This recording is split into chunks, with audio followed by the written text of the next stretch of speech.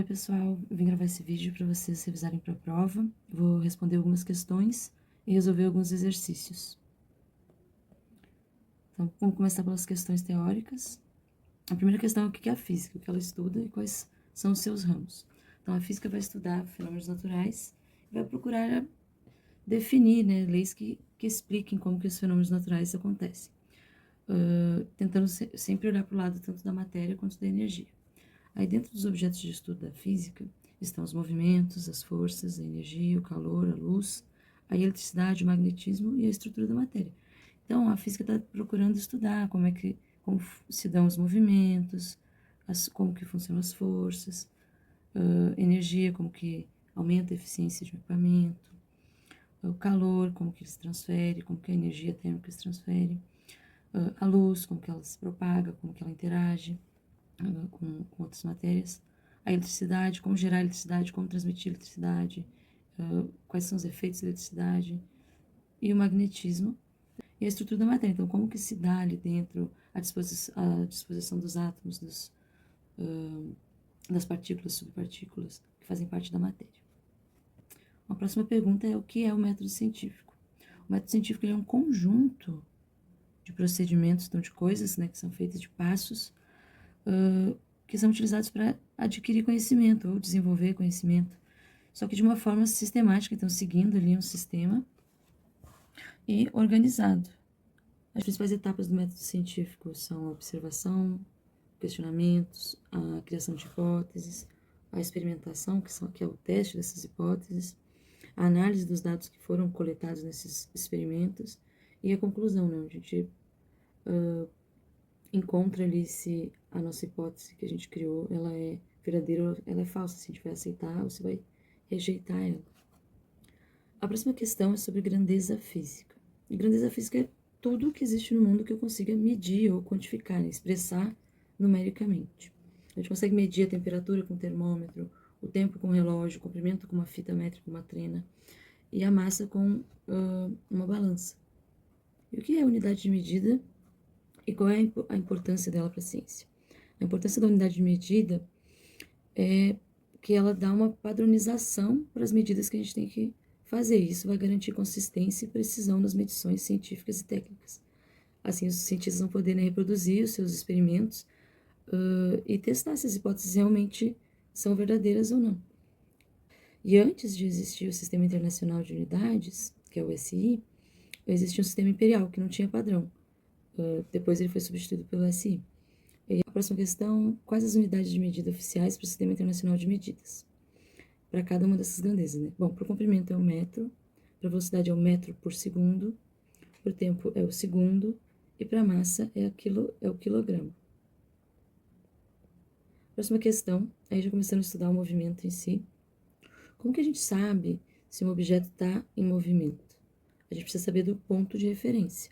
É ele que vai determinar se um objeto está em repouso ou se está em movimento. Então, a gente tem que sempre comparar se a posição do objeto que a gente está querendo saber se está se movimentando, se ela está mudando em relação a esse ponto de referência. Então, a gente tem que comparar a posição, a distância entre esses dois, o objeto de interesse e a referência. O que é a posição de um objeto e como defini-la? A posição de um objeto vai ser o lugar que ele ocupa no espaço. Então, o lugar que ele ocupa no espaço e é definida pela distância entre o objeto e o ponto de referência do sistema. Então, por exemplo, aqui eu tenho a nossa referência no ponto 0 e a girafa, que seria o móvel que a gente está estudando, ela está na posição 3. Então, eu posso dizer que a posição da girafa é 3 metros. O que é velocidade? A velocidade ela vai medir o quão rápido um objeto, ou um móvel se movimenta. E eu quero trazer para você essa ideia de que móvel é qualquer objeto que esteja sendo estudado o seu movimento. Então, pode ser uma bola, pode ser um automóvel, pode ser uma moto, uma bicicleta, uma pessoa, um asteroide, um navio, um barco, um avião, qualquer coisa que você esteja estudando o seu movimento. Como que faz para calcular a velocidade do móvel? Basta você dividir o deslocamento pelo tempo.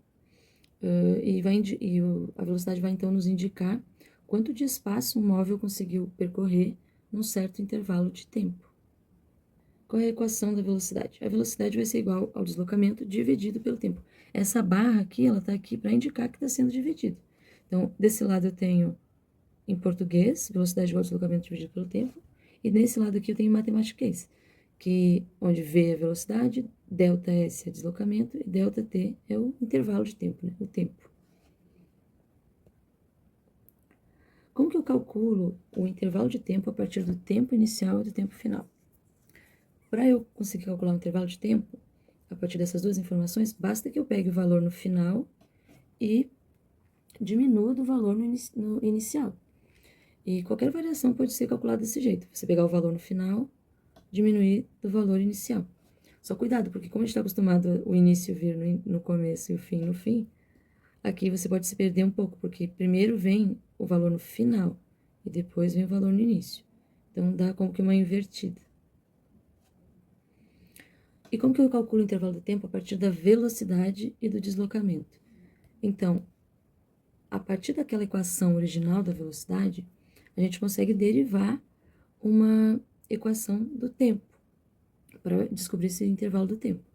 E aí, trabalhando algebricamente naquela original, a gente chega aqui, né, o intervalo de tempo é igual ao deslocamento, que é o ΔS, dividido pela velocidade. Como que calcula o deslocamento a partir da posição inicial e final? O deslocamento vai ser calculado subtraindo a posição inicial da posição final de um objeto. Então, eu vou pegar a posição final e vou subtrair dela a posição inicial. O deslocamento vai nos indicar, né, quanto que muda, quanto que varia a posição durante o movimento. Quero saber quanto que eu me mexi. E como que eu calculo o deslocamento a partir da equação da velocidade? Então, também consigo, a partir da equação da velocidade, encontrar o deslocamento só trabalhando algebricamente naquela equação original. Aqui eu tenho, então, que o deslocamento vai ser igual a velocidade vezes o tempo. Então, deslocamento, velocidade vezes o tempo.